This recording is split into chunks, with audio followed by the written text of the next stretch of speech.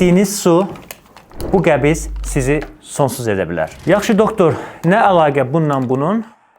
Çox əlaqəsi var. Bunların ikisində də BPA dediyimiz, yəni bifosfonol A dediyimiz bir plastik maddə var.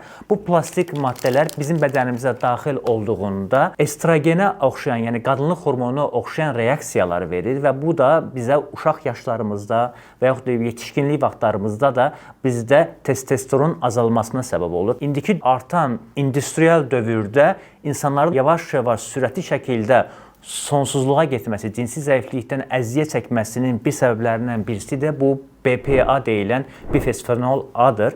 Bifosfonol A məişət əşyaları içərisində, yəni məişət qablarının içərisində, su qablarının içərisində, mətbəxdə istifadə elədiyimiz, demək olar ki, bütün plastik qabların içərisində bu maddə var. Bəs doktor, bunlardan necə uzaq duraq? Yəni köhnə zamanlarda insanlarımız şüşə qablarda su içirdilər və yaxud da gildən hazırlanmış saxsı qablarda sularını içirdilər və heç kəs də belə bir şeylərdən demək olar ki, əziyyət çəkmirdi. Almaniyada artıq insanlar plastik qablardan uzaqlaşmağa başlayıblar, sularını şüşə qablarda içməyə başlayıblar və yaxud da xüsusi içərisində BPA təşkil etməyən, yəni BPA free olan xüsusi qablar istifadə edirlər. Öz sularını içlərindən doldurub özlərinlə birlikdə gəzdirirlər. Ona görə plastik qabları mütləq dərəcədə plastik maddələri öz həyatımızdan uzaqlaşdırmalıyıq.